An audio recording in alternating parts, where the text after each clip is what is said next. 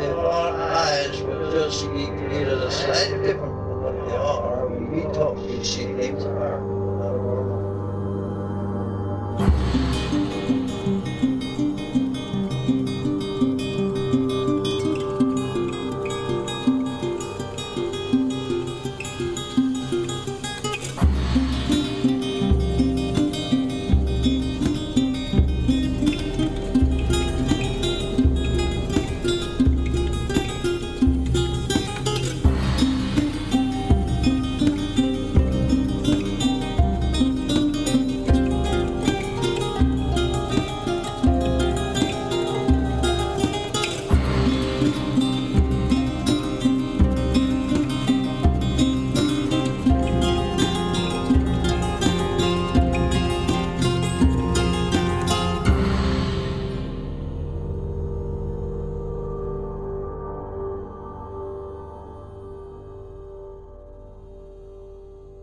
Welcome to Strange Familiars. I'm your host, Timothy, and sitting with me is my co-host, Allison. I don't think you've ever introduced me as such. As the co-host? Sure I have. Sure I have. How are you doing tonight? I'm tired, or in the common vernacular around here, tired. Turd. Turd. You also get tars on your car. Yeah, but not on your roof. Before we get going tonight, I want to mention, back in the spring, when I had my MS attack, and I did that series of drawings while on medical rest, in and out of the hospital, I made a collection of them called Monsters Under the Hospital Bed, which you can find on Etsy. We were going to do an auction for the original art of that.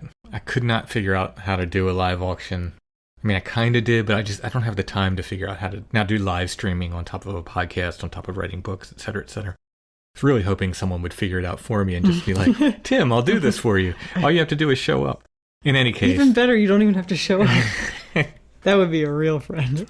In any case, auction didn't happen. I tried to do a silent auction for one piece. Didn't really work. I mean, it did work, but it wasn't a ton of interest. I don't know how many people see posts, you know. Yeah, it's hard to do things that way. Yeah. So, what I've done is I've put all the original artwork, all the remaining original artwork from Monsters Under the Hospital Bed, all the pieces I did while on medical bed rest, they're on Etsy now. You can buy them. So if you check out our shop, it's the shop name Lost Grave, one word. Go to the art section and you'll see the pieces from Monsters Under the Hospital Bed, as well as other original art and prints that you can purchase as well. Oh, I thought Prince was there. Dig, if you will, my pictures. Nice. Also on Etsy, you can get the Monsters Under the Hospital Bed booklet. You can get my other art book, Apparitions. A little bit fancier than the booklet. Mm. You can get any of my other books. You buy them from our Etsy shop. They all come signed. You can get Strange Familiars t-shirts and a whole bunch of other stuff. Again, it's shop name Lost Grave, but if you type in Strange Familiars, our stuff will come up. Now, on tonight's show, we're going to be talking to two people. First, we're going to be talking with RJ, who has an interesting sleepwalking story, an encounter with what he called a dragon-eyed kid, so not a black-eyed kid, a dragon-eyed kid who chased him. A foot-grabbing shadow entity, for those who sleep with their feet hanging out of the covers. That's a fun one. You mean brave people? We talk about some sleep paralysis, a possible healing by an orb, and he relates a family story of a dwarf that's pretty interesting. A little person. Yes, a paranormal dwarf. Okay. Not a human. Oh, okay. In our second interview, we'll be talking with Nick, who talks about the white thing. Now, we had a guest on in a previous podcast. I talked about seeing this like white undulating thing. I had no real description for it other than just like it didn't look like anything else in the woods. Nick and his father saw something that sounds a lot like this, so we will hear about that as well. At the same time, they witnessed the very same thing. Yes, they both okay. They witnessed it together, yes. So let's go ahead and talk with RJ.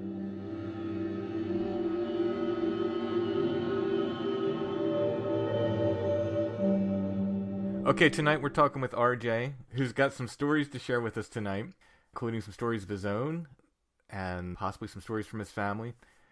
RJ, as comfortable as you are, you can let us know where this happened. You don't have to be exact, but as comfortable as you are, you can let us know where and when this took place. These are all in southern Ontario, Canada. Okay. Okay. And the first one isn't something I remember, but something I told, and I wasn't going to mention it till I listened to some of your Bigfoot related content. I used to sleepwalk when I was a child.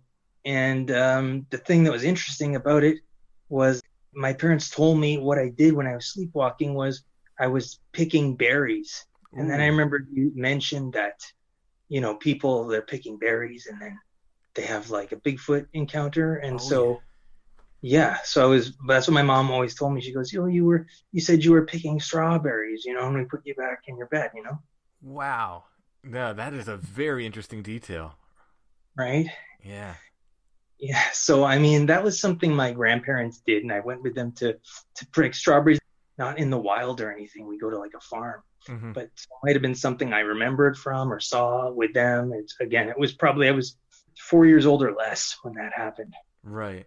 Yeah. Oh, I mean, it could be completely, a mundane memory, but what an interesting thing. What an interesting thing. Right. So there's some food for thought for you, literally and figuratively. So later on, in school now. So I'm school age. I had done junior kindergarten, as we call it here. I'm not sure if you call it that in your region. But in junior kindergarten, we sort of went to the washroom all together as like a class, right? Mm-hmm. Then as you're older, they let you go with like on your own. So the very first time I ever went on my own to the washroom at school, as I was leaving, maybe a boy came into the washroom. He had to have been in grade 6, 7, or 8, probably. And he asked me what grade I was in, and I had told him. Then he sort of laughs. He looks down, puts his hand up to his eyes, and this is now we're talking 1988, okay? Mm-hmm. And so they didn't have contacts or anything back then. He looks up, and his eyes are like what I imagine a dragon's eyes would look like. They're sort of like yellow with like speckles in them, like almost like how you would imagine how rich a dragon's eye would be, with right. Gold, shimmering, not glowing. And then in his face, like, maybe I'm exaggerating his face. I was more concentrated on the eyes, but it was like, an evil, like, scowl, smile type thing. And he chased me around the washroom, and then eventually he just sort of laughed and let me go. And then I went back to the teacher, and I'm so young at this stage that it's like if it happened to me now, I'd probably be much more scared or fearful than back how I was back then. He might as well have just been, not had the eyes and scaring me, Mm-hmm. But then I went and I told the teacher, and now looking back, maybe even then I could tell. I feel like they were humoring me with sort of going like, believing me about the eyes maybe. But they asked me what the boy looked like. I spoke to the principal, and they couldn't, they went through the protocol of like asking me about it, but I don't think they were serious about finding this boy or anything. But they didn't make me feel like, they didn't say no, that didn't happen. Like, so did he have like the split pupils like cats or lizards have? That is lost to the sands of time. Mm-hmm. It was definitely still black in this sense. Maybe not definitely. There was black. There might have been red. For sure, there was like a yellow gold around. That's weird, though. And to stick in your head like that, like, I don't know. I mean, I guess kids have an imagination, but it just seems like that's just an odd detail to just have the eyes be weird. Yeah, like he looked down and then looked up, and then boom, there it was, Mm-hmm. Around the same time period. This might have been before or after. Like, it was a Catholic school. Mm-hmm. We were in church, and then next to me there was a boy. The first guy that with the eyes he was Caucasian. Then there's an Asian boy next to me, a friend of mine, and he snuck some GI Joes into the church, and we were playing with the GI Joes. And then I sort of saw like this. Maybe my eyes played tricks on me. Okay, the first one definitely not, but I could swear I saw like his tongue shot out like a snake's tongue, like a white stream from his mouth downward, as he's playing with some GI Joes, I'm playing with some. And I asked him, did something come out of your mouth? He said no. And I remember asking people like family, like, is there people that can do this? And they're like, no, you must have seen something. And there's that one. And same with, I remember asking, to go back to the previous story, asking, my parents, and again, they sort of, dismissed the situation, and just told me, to be careful, go to the washroom, go with somebody else or something. Right. Yeah. The next one is now, this is the ghost story. And I guess a ghost, I don't know. This is maybe now I'm in grade 7 or so. Okay. And I would, I'd spend a lot of nights at my grandparents' house, and my aunt lived there too at the time. And we had a room with twin beds. And my bed was, if you enter the room, right on your left is my bed. On the other side of the small room is her bed. The feet of the bed facing the door. And as you come in on the right, there's a dresser. Past the dresser, there's a nightlight. So the nightlight's sort of near the feet of her bed. Okay. If I'm in bed lying down, I can see directly the feet of her bed. So I wake up in the middle of the night, like awake, right? Like for not a noise, not just for seemingly no reason, right? And my eyes are drawn to the foot of her bed. And on the foot of her bed, there's 2 like shadow hands, and I can't just call them like a shadow of hands. It's like they're shadow hands. You know what I mean? I don't, even though I've never seen those before or since, like that they're shadow hands, right? And they're on her feet, like coming over the edge of the bed. And there's sort of, you can see some wrist, and there's these hands just resting there, not doing anything, not like nothing I'd ever seen before. And then after a couple seconds of me like looking at those, and what are those? Oh, they're realizing they're shadow hands, or they look like that. Then she wakes up screaming. Wow. Okay. And then I start screaming, and then we're both screaming. It's like a comedy bit, And then we're like, stop screaming. Why are you screaming? And I don't remember the exact order because it was so like intense and like whatever, right? And then whoever said, like, I asked her why she's screaming, and then she's like, I woke up, I felt something touching my feet, she says. Wow. Yeah. Wow. Yeah, absolutely. Wow. Right. Wow. Yeah. And you only saw the hands. Only hands. Like it was like almost like slithering up, like from behind. I don't know. Maybe they're just hands. I don't know. Was the rest of the body, did it seem to be like in darkness or in shadow or?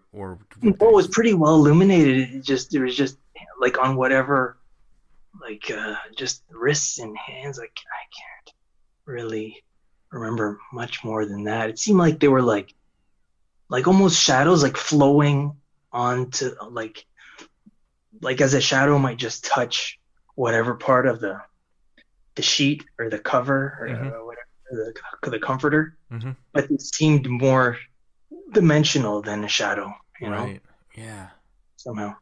Even before you mentioned, I was thinking in my head, I wonder what she was dreaming about when these hands were touching her, because we've had so many stories like that where somebody will wake up and see something, and then the person, dreaming that they're in the room with, the person dreaming will wake up screaming or will mention something about this figure that the other person saw. Is it often something they like? Is there a dream attached often? Because here there was no dream attached; it was just a feeling. I mean, I think we've gotten a mix of them where sometimes yes, sometimes no. Sometimes it's been like your story where they just wake up because something's touching them, and other times they're having a dream. I think more often people are having a dream of something that somebody else is kind of seeing when they're awake, which is weird too. But no, the whole thing that's just creepy. Did anybody else have any experiences in this house? No, none that I know of. And that's the only one I had there. Yeah, interesting. That's very interesting. So the first one when I was the first 2 experiences was when I was that young. It was at one house, one area. Then I moved to another more western region, and then that was where the shadow hands happened. Oh, that's interesting. All right. So next, this sort of culminates when I'm in university. So I'm like maybe 24 24, 23, 24, 25. I don't quite remember. Mm-hmm. Ever since maybe late grade school, I've been able to lucid dream. And the way it came about was if I had a scary dream, right? Like the first time it happened, I just said, this is too crazy. I realized like this is a dream. This is a dream. Like can't be real. Wake up, wake up, wake up. I say to myself, wake up, and then I woke up, right? Mm-hmm. And then I would do that. And then after doing that for a while, I was able to go, okay, well, if you can wake up, then, maybe you can try other stuff. Maybe like, and I just sort of experimented and eventually I could do all sorts of things in lucid dream scenarios, right? I find this so fascinating because I can't do it. I always say I'm too ready to believe in whatever's going on in my dream. At least I've never done it. I won't say I can't, but I've never done it. So it's completely fascinating to me that you're able to make that turn. My wife and son said that they can do it as well, but my daughter, without ever discussing this with me, she said that it's the same for her. Like she just is too ready to believe whatever weird thing's going on in her dream. So, How old is your daughter how old's your daughter when you talked about that with her? Oh, this was very recently, so they're 17, so, just Okay. probably Because I last was week. young at this point, and to add to that, as I got older, became more difficult, right? So when I was young, it was like no problem, and I could be in another scene easily. I could change characters around me and just do whatever I wanted to any degree. But as I got older, like I would go into sometimes sleep paralysis. Right. A couple of the sleep paralysis highlights. Once there was one of the earliest ones I can remember was that I can't remember if I was asleep on my stomach or my back, but I usually get them on my back. If I'm on my back, that's it's more likely, but yep. it's still possible on my stomach. Yeah. Right. So there was like a cat, right? I don't have a cat and I haven't been around too many cats, but it felt like a cat's purring and a cat was somehow like playing with me, and like a giant cat, like a giant, like Clifford the dog sized cat, Wow. And just had me trapped, and it was just like sort of that purring vibration, Mm-hmm. And there's just so many lost to the sands of time, but that's one that sticks out. But I've definitely had like behind my head the sensation of vibration, like a bee. Like I when I was younger, more it's kind of gone now to a degree, but fear of like a bug buzzing by my ear will really bother me. I feel more than most people, and there was like a bee. Like I woke up from paralysis and paralyzed, and there's like a bee behind my head. And I can't do nothing about it. Oh wow. And it's like physical. It's attached to me, and I'm trying to move it away.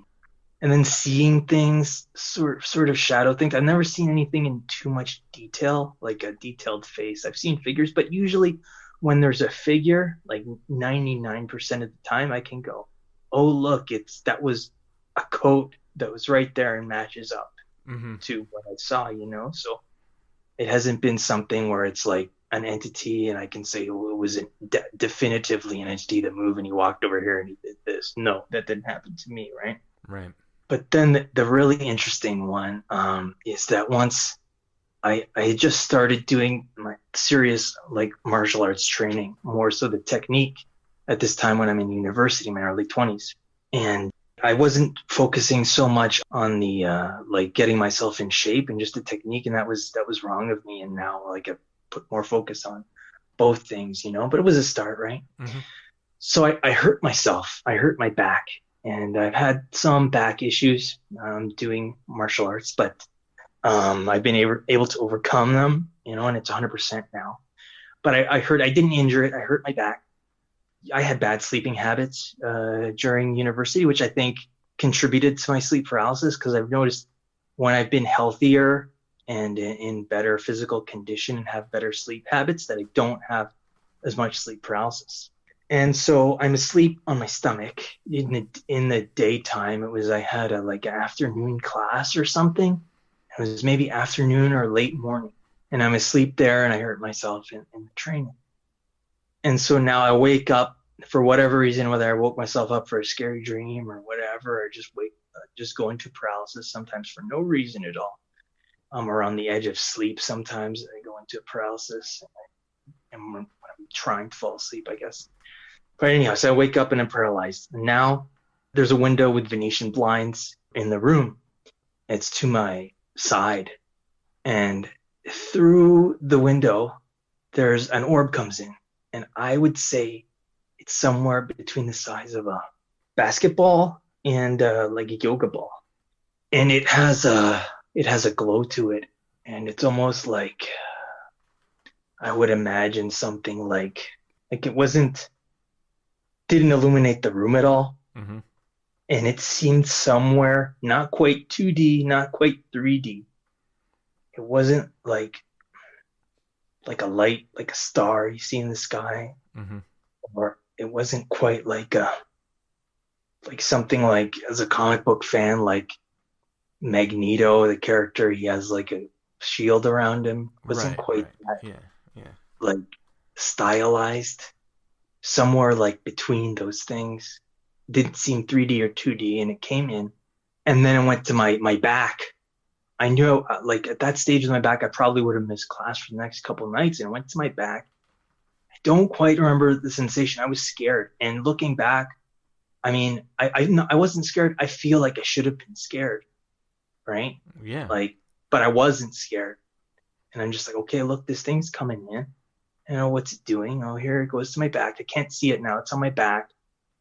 And then there was some sensation. I don't quite remember what the sensation was, right? But it wasn't like I was kind of worried. I'm like, okay, it's going to my back. What's it going to do? But again, I'm not scared.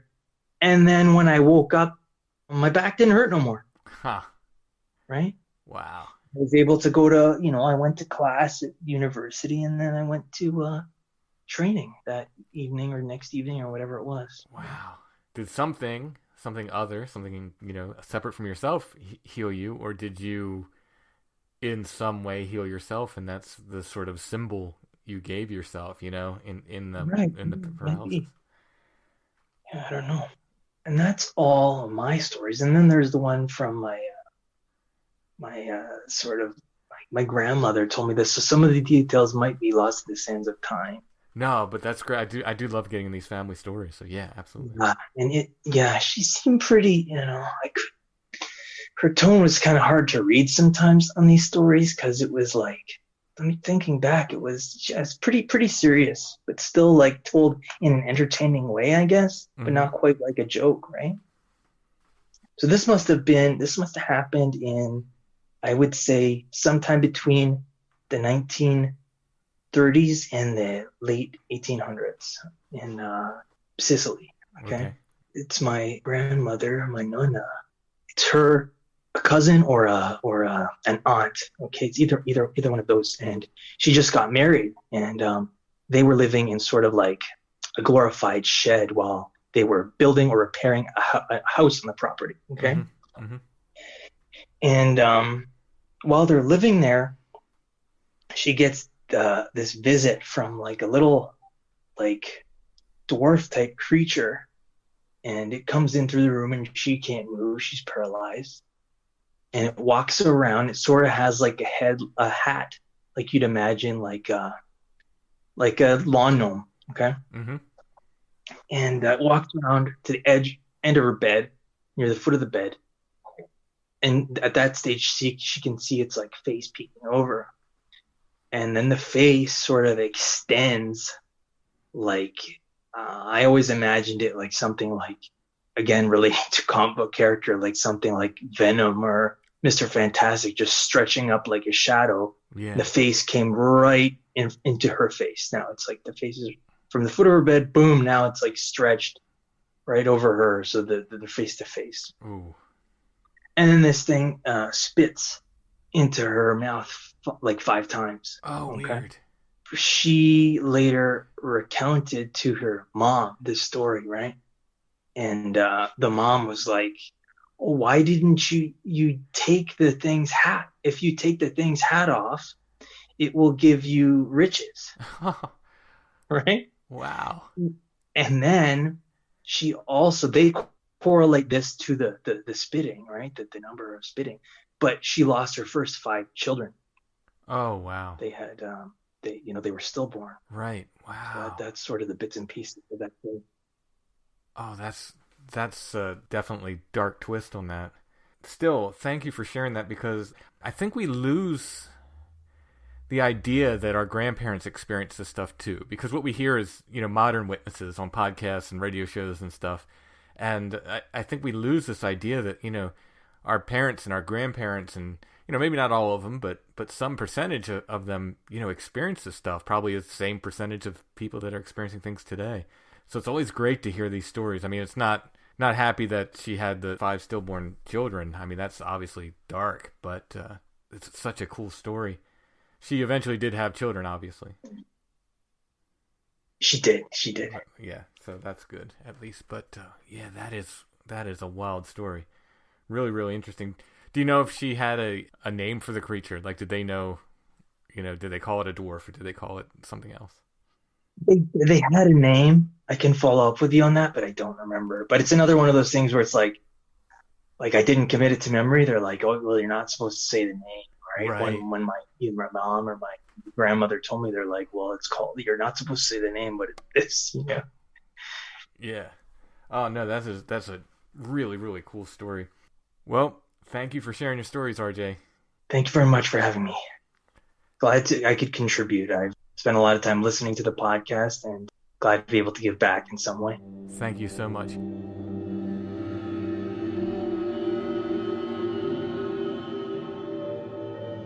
Hey, Tim, did you know puppies can be whirlwinds of destruction?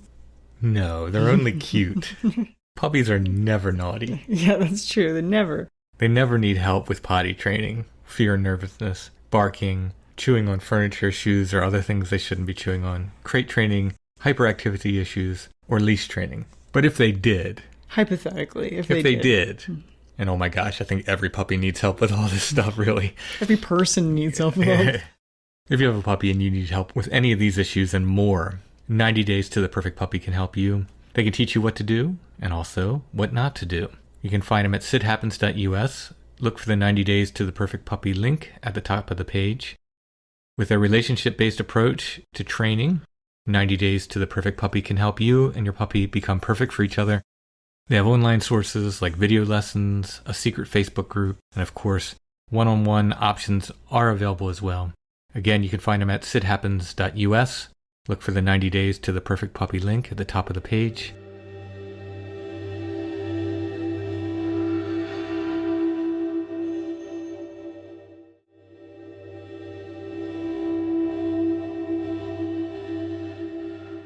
All right, next, let's go ahead and talk to Nick, who saw this white thing in the woods.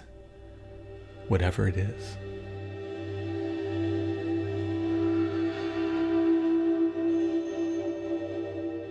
Okay, tonight we're talking with Nick, who had an encounter with something in southern Vermont that sounds a little bit like something we had someone on a previous show talk about. As much as you're comfortable, where was this and around what year did this happen? This is, I can give a little more detail. It's like off I-91, southern Vermont, like kind of within close proximity of a couple different popular mountains. My family has a property there, so I kind of want to leave it at that. Mm-hmm. Sure, yeah. But and I think had to be three and a half years ago that this took place. All right, so what were you doing, and tell us what you saw. I still live in and grew up in Connecticut, but my family, I think when I was about 11 or 12 years old, bought like a ski/hunting cabin, like with solar energy off the grid, but still kind of close to like mountains and town. So, I spent a lot of my childhood, like weekends up there and continued into my adult life. It does require that we go up there, even kind of out of season, periodically to kind of do maintenance on the grounds. Sure. So it's something that me and my dad would do a lot together, before I kind of had a family of my own and obligations and stuff like that. So we had been up there one time, and I feel like had to be like October, November of, like three and a half years ago.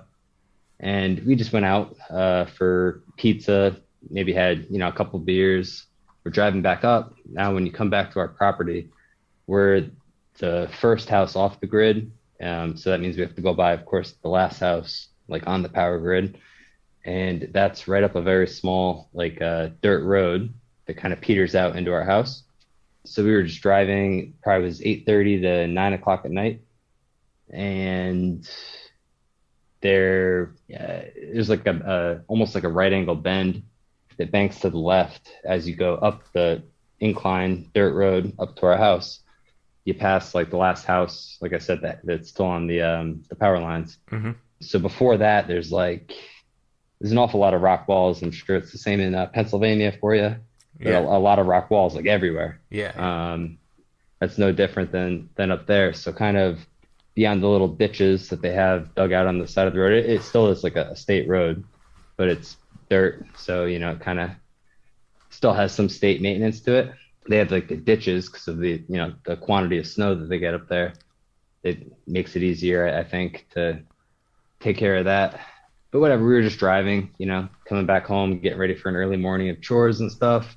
And again, I've been up there so many times I couldn't count on, all my fingers and toes times 1,000. So I've driven by this a million times and spent a lot of time out in the woods too at night up there. Me and my friends would go out and, just go hike around and stuff at all hours of the night.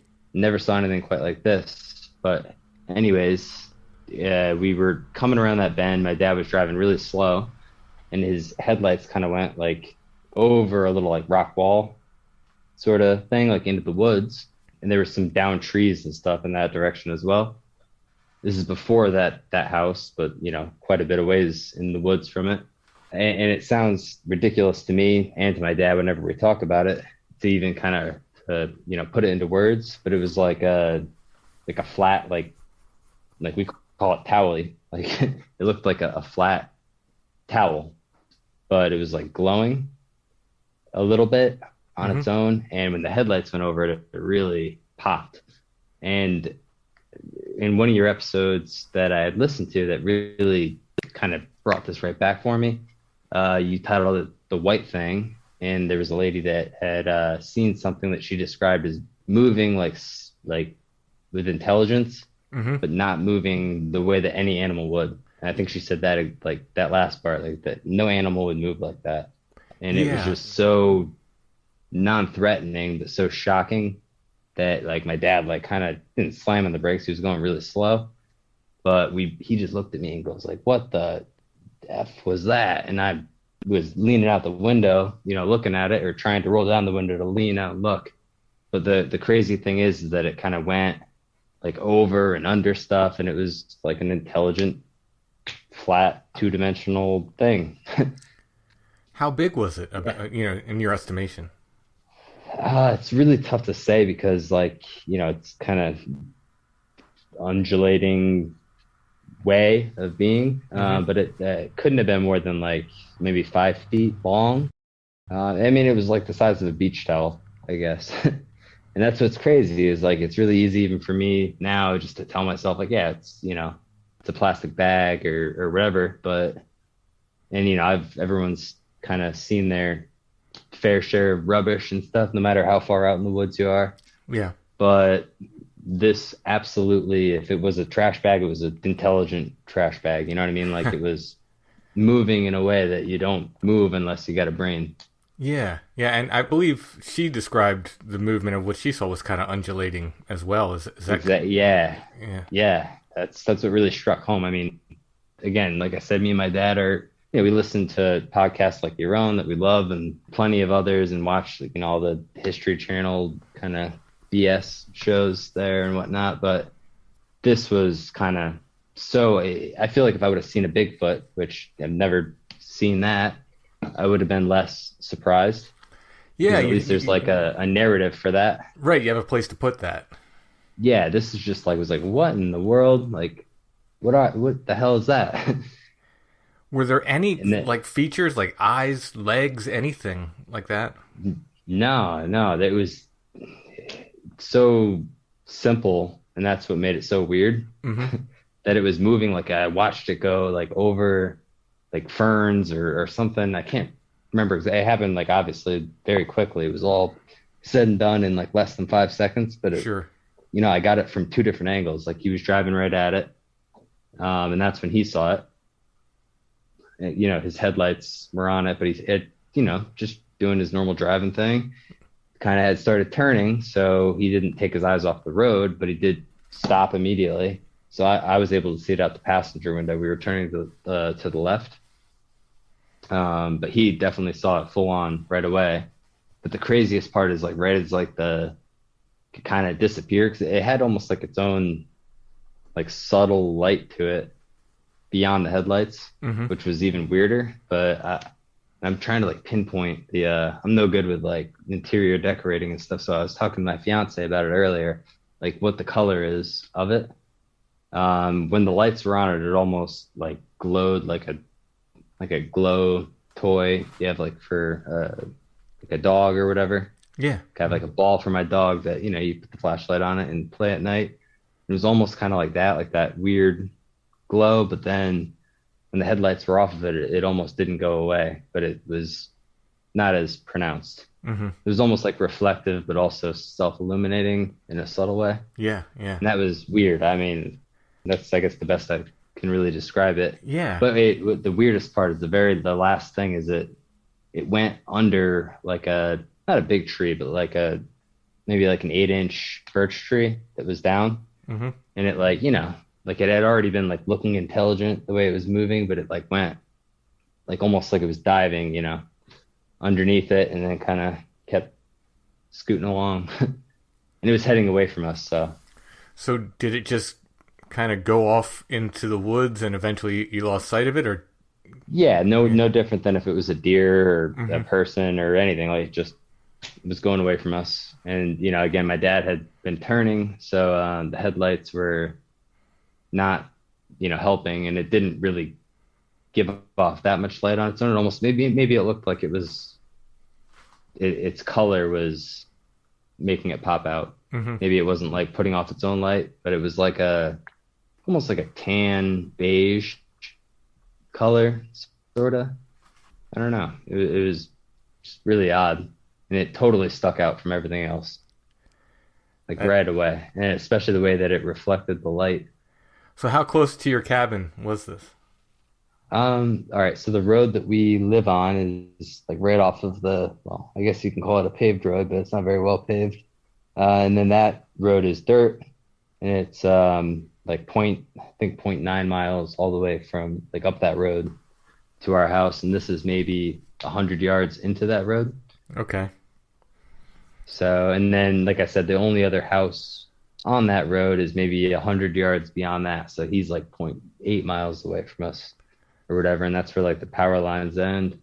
Not that really has any meaning to it, but it's just really there's maybe recently there's been more like day hikers that might come through, because that road doesn't just really end through us. It kind of goes into a back like 4-wheel service road that goes miles through the woods and reconnects to the town, but it sort of goes on the outskirts of our property. So, you see some people there during the day, but absolutely nobody at night ever. And even during the day, they would be like walking down like the established trail. Right, yeah.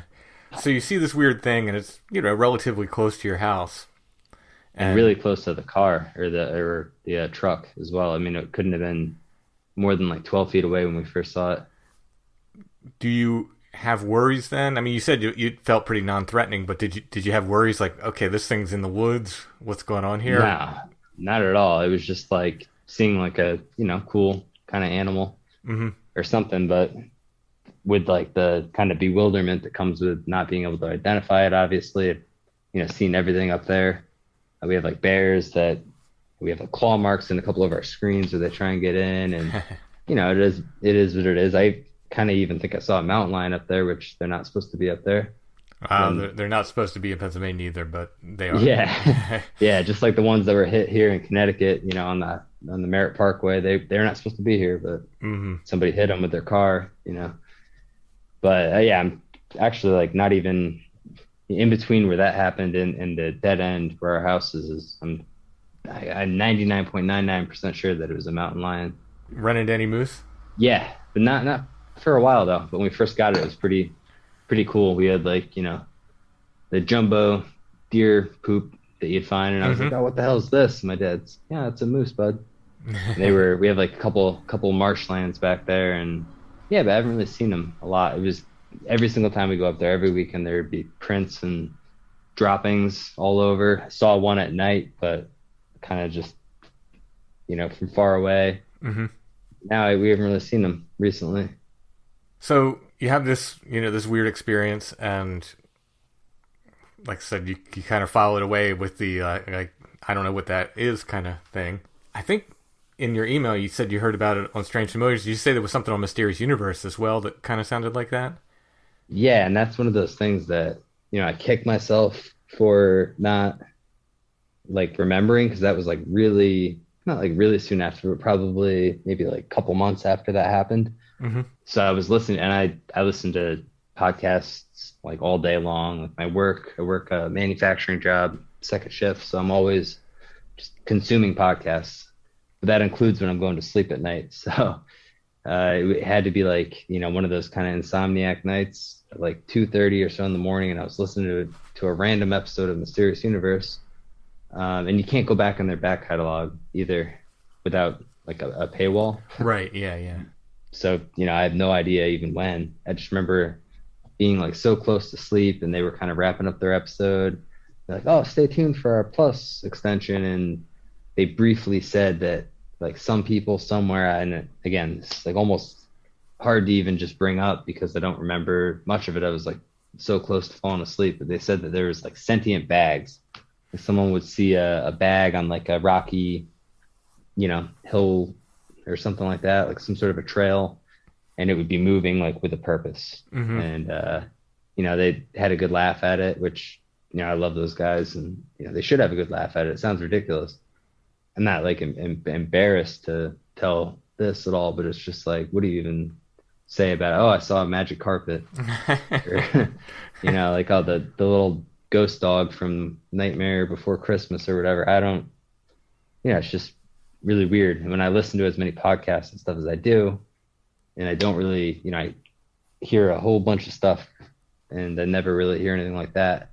But yeah, on that one Mysterious Universe episode, I guess if you were a Plus member, you would have heard about, intelligent bags. Huh.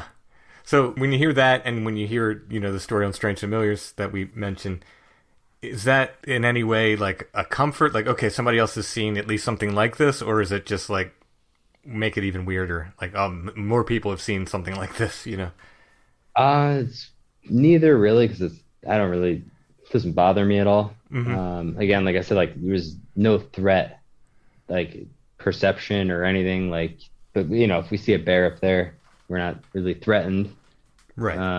In general, that mountain lion that I, pretty damn sure at like 1 a.m, me and my dog and my buddy came across, that was different, but luckily it was taken off as fast as I ever seen anything run in the opposite direction. So yeah, and plus we were in a truck, and it was all good with that. But it's more like that I just am so curious about it. Yeah. And I know a lot of the stuff that you hear on podcasts or shows or read about or whatever, it can't all be true. Obviously, I think a lot of it is, though, or a lot more than some people would think. But obviously, it can't all be true. But just the fact that I consume so much of this, and then I don't really hear anything about that. It's kind of just makes me that much more curious about like what we saw, because I know that I've had some other weird things happen in my life, but nothing that I would really put in the category of like 10,000% sure, no doubt about it, that's not right, that's weird. Like other stuff has been really weird in the moment and stuff, but it hasn't been that, I've had like some like maybe like spirit encounter things, but it's all been stuff that at least there's like a narrative for. At least you can put it in some kind of a box, even though we don't know really the truth about any of this stuff. It's easier to classify. I guess I just wish I knew what this was, or even had an inkling. Right. I actually heard something somewhat recently on I think it's Paranormal Roundtable. It was one of their old episodes, and they were talking about like the rake. And I don't think, just to preface this, I don't think this has anything to do with what I saw, but it was interesting. It's like one of the only other things that I ever heard that sort of reminded me of it. I think it was in upstate New York. And these dudes were fishing, and they saw like kind of like what I saw, like a weird undulating form in the water coming towards them. But as it got closer, I guess it turned into a rake or something ridiculous like that. Yeah. This one did not do that. Before, and I think I mentioned this on the show I did with a woman from Canada who saw, if not the same thing, something somewhat like it. I had, early on in the podcast, someone had emailed me with a similar story, and I don't remember why I couldn't get them on, but I know it was very, very similar because I thought she was the same person. When she contacted me, I thought she was the same person. Like, oh, I think I do remember that. Yeah, getting back in touch with me again, but she's like, no, I didn't. This is the first time I wrote you. I barely remember it, and I searched through all my email. I can't find it. It's, my email's a mess. But I tried and tried and tried to find it. But I believe that person was either from New England or Canada as well. Oh, wow. And they described something similar, and I don't know why I never got back with them, or they didn't get back with me, or we just couldn't hook up, The cool thing about the podcast is when people come on and describe something like this, it's like the disembodied legs thing. Other people, no doubt, will say, yeah, I've seen something like that, and they're usually relieved because it's like, oh, somebody else has seen this. Okay, now I can talk about it. Yeah, that's kind of how I felt. I mean, it wasn't even so much that. It was relief. Like, I was really like happy to hear, I guess, but not happy, I guess, for her, because I think she said that it terrified her. So yeah, I think she was a little more disturbed. Feel sorry for her. Yeah. But I'm sure she's reconciled that and everything. But it was more just like, wow, cool. Like, yeah, somebody else said it. I always feel bad almost that I don't call into other podcasts. Like I said, I've had a couple other strange things, but nothing really that, I mean, if I was a listener, nothing that I would really put. I know that they can't, people that are listening to this can't get them inside my head and like understand how like ridiculously like 100% right there, plain as day, 12 feet away, like weird this was. The other stuff I guess I can write off easier, even though I don't necessarily believe that. Right. But this is just so like almost like right there, like you came right up at the perfect time. Yeah, and you saw it with another person, which is always a bonus, Yeah, my dad's like a hunter, like he's an ex-Marine. He's got a good sense of humor, and he's into a lot of this stuff. Like listening to the same podcasts and whatnot that I listen to. He's very down to earth, but in a grounded way, I guess would be a better way to say it. Mm-hmm. And he looked at me and gave me a look like almost like I'd never seen from him before, like, holy crap, like what in the world? Yeah, and then we talk about it a lot because it's like, not like we kind of go over it, but I'm just like, oh yeah, it's like towely, or that's like that blanket we saw like flying around. Yeah. And this one didn't look like it wanted to party. It was hurting away. And then I also thought like, again, we were out at pizza. Not that, you go to Vermont to get pizza, but, got to eat. We had like 2 beers each. Just typical, normal night, completely not under the influence of something. And then, like you said, with 2 people seeing it, that wouldn't even like work out anyways. Yeah. And then the first thing that I would think if I heard something like this is that it was some sort of like a reflection, or headlights do weird things. You hear about like the different like weird light sightings they have in like North Carolina and what is it, Brown Mountain or something like that, and they think it's like headlights. Maybe that's true, maybe it's not, but that would be the first place that I would jump to. But again, this is like a dirt road with one like practical, I mean, he's a great guy, he's not a hermit, but he lives alone, very low footprint kind of guy, definitely not awake even at 9 o'clock or out of his house. And there's really nothing there. There's no like guardrails or anything like that. There may be some like old barbed wire or something like that, but there's nothing that's going to be like reflecting off of. Right. Again, there's just like the stop sign at the end of the road, and that's it. And we were far enough away that wouldn't have any bearings. There's no street lights whatsoever. My dad's like F-250's headlights, pretty much the only light out there. And even, I don't care if there was, mirrors everywhere. What we saw, it was so totally like sentient.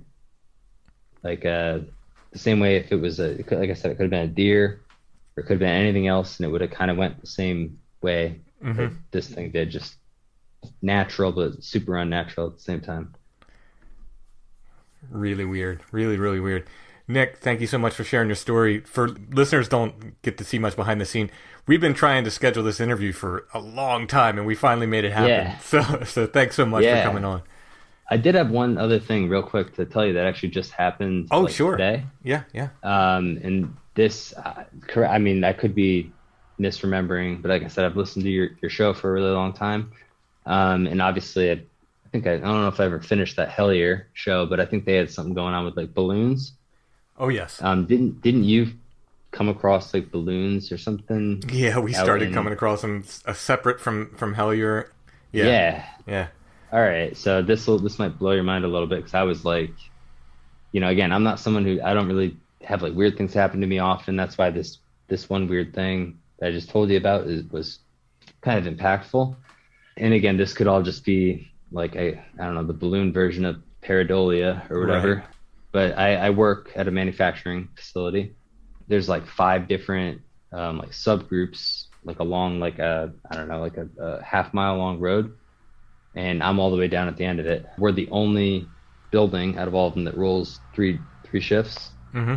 So, when I get out of work, there's none of the other buildings are active. It's all down except for us, all the way down at the end. Also, when I get out on lunch break, which is normally 8 o'clock, there's nobody but the couple of us on second shift. Interestingly, I work with my fiance as well. So she's there. We normally come home. We live like 6 minutes away. So we come home for, 18 minutes on our 30-minute break. Mm-hmm. So, but for today, I had to go and get my daughter some formula from the store. So I had left at 7:30 when my fiance was going to come home at 8 on her own and do her own lunch. When I had driven out of this, again, completely no traffic, like access road. And what's interesting is it's kind of set aside also as like a preserve because the company owns all of it, and they have like big ponds. You see like deer. Somebody saw a bear the other day over there, so it's kind of like remote. Mm-hmm. Whatever. I was driving on my way back. I only have a 30-minute lunch break, so maybe like 7:50, there was this big blue mylar balloon dead in the middle of the road. I think it's mylar or whatever they make them out of. Yeah. But you never see litter there or anything. I know, of course, it could have floated from some birthday party and landed there, but I just drove down the road, rushed over to Walgreens, stopped home to give it to my future mother-in-law, came back, and this thing is just dead set in the middle of the road. And it made me think about your episodes where it's all sort of like, like I know you said that you had experiences finding those, and this thing is now literally not blocking my path. Of course, it's a balloon, but it's right in the way of me getting back to work. Yeah, I always take them as weird, as these like, I don't know, because the thing about these balloons is they can blow in from anywhere, but when you find them in like really weird situations, like right before I'm going to talk to you after, we've been emailing for like a year, right? Sort of. Yeah, it was an interesting line to draw. Yeah, absolutely. Well, and then when my girl left, like right after that, again, she went 10 minutes after I got back to work on her own lunch break. She went to go home, and there was a baby deer playing with it on the side of the road. Oh, that's interesting. Yeah, and the mother deer was just sitting there staring at the baby deer playing with it. That's very interesting. Yeah. Huh. Yeah. And then I saw it on the side of the road when I left, for good at 11:30 tonight, and it was weird. Probably just a balloon that blew in, but yeah, no, it's good to take note of these things though, and please do keep us informed if you see Tally or any other strangeness. Yeah. Oh, I definitely will. I'm gonna catch it this time. If I find it again, I'll run out and grab it. All right, Nick. Thank you so much for sharing your stories. All right, it was good talking to you.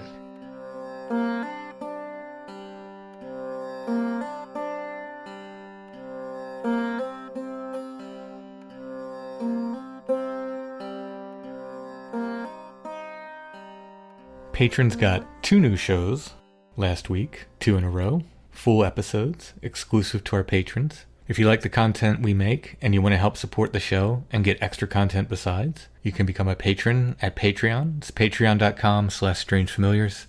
You can subscribe monthly or you can subscribe yearly, and there's all different tiers of support there. It's the best way to help the show, and you get 2 full extra episodes of Strange Familiars every month. Again, that's patreon.com/strangefamiliars.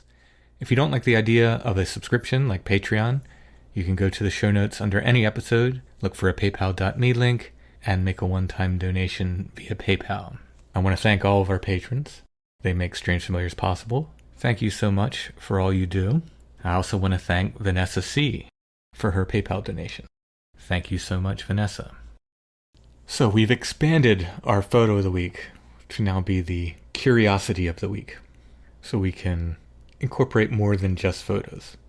And as we said last week, there will occasionally be a photo as part of the curiosity of the week, but we do have some other neat ephemera that we can offer. And this week, we're offering a collection, an instant collection of funeral fans. Now, what were these? It gets hot morning. The funeral homes would give these out? Oh, yeah, yeah. Mm-hmm. Sort of advertising mixed with a purposeful... tool, almost. Yes, yes. And we have 3 of them. Each has a different sort of religious design on the front. And they open kind of like in 3 parts to reveal the fan. Okay, that's the Last Supper. Yep. This one is... very white Jesus. a portrait of Jesus and a... the old... beautiful landscape of a church. I wonder if that church is anywhere near Lebanon, Pennsylvania. I'm doubting it. I think that's a stock photo. And they are from Christman's Funeral Home, Lebanon, Pennsylvania. Ballmeister and Orcutt Mortuary in York, and Souder Funeral Home in Spring Grove, Pennsylvania. Okay. This is instant collection of funeral fans. We'll put a photo of these fans in the show notes. If you click on that, it'll take you to our Etsy shop and our new section, Curiosity of the Week. Still have the Photo of the Week section if you want to pick up some of the old photos. That'll be there. We talked about our Etsy offerings at the top of the show, but while you're there, you can also check out our friends Karmic Garden with their Strange Familiars and Flannel Man scents of soaps and lotions and candles and more. And check out Chad's shop, Ruck Rabbit Outdoors. Well, that's it for this week. We will be back soon with more Strange Familiars.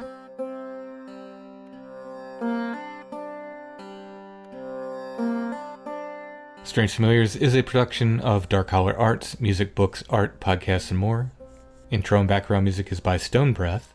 If you want to hear more or purchase music from Stone Breath, you can go to stonebreath.bandcamp.com. Strange Familiars is on Facebook. If you're on Facebook, you can join the Strange Familiars Gathering group as well. We're on Instagram at Strange Familiars. Go ahead and follow us there and like every single image we put up. Go back for the past 3 years just for things you haven't seen. Exactly, like every single one of them. And if you're wandering around the web looking for us, you can find us at strangefamiliars.com. In 2019, the first Strange Realities Conference took place in Nashville, Tennessee. The pandemic and turmoil the following year could not stop 2020's conference from thriving in cyberspace as a live streaming event. Now, for 2021, the 3rd annual Strange Realities Conference will combine these worlds into a paranormal hybrid event, live in person in Nashville and streaming online. Join us in exploring just how truly strange our reality can be with an interdimensional lineup of speakers presenting unique and intellectual perspectives on magic, mysteries, and the paranormal. Featuring Alan Greenfield, Dr. J. Michael Bennett, aka Dr. Future, Tim Banal, Soraya Ascaf, Dr. Stephen Finley, Aaron Gullius, Amy Pachula, Brent Rains, Chris Ernst, Heather Mosier, Michael Hughes, Jose Herrera, Joshua Cutchin, Kiki Dombrowski, Nathan Isaac, P.D. Newman, Steven Snyder, aka Recluse, David Metcalf, Timothy Renner, Steve Stockton, and Bren Collier. Tickets available at strangerealitiesconference.com. It's gonna be amazing.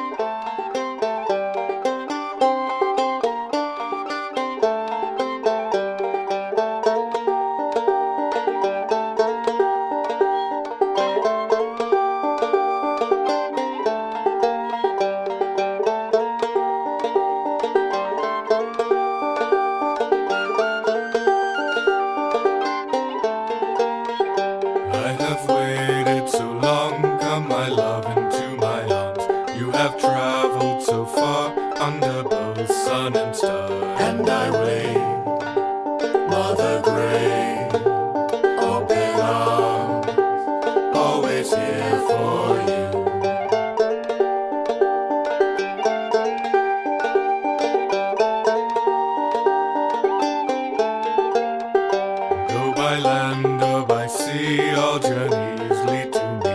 Travel slow or quickly, at the end my face you'll see. For I wait, Mother Grey, lasting grace, always here for you.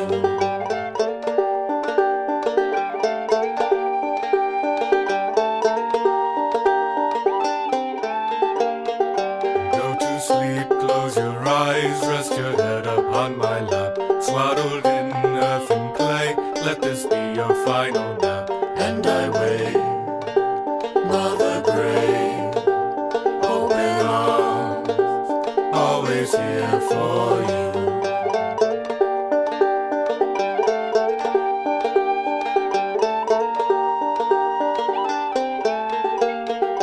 For I wait, Mother Grey, lasting grace,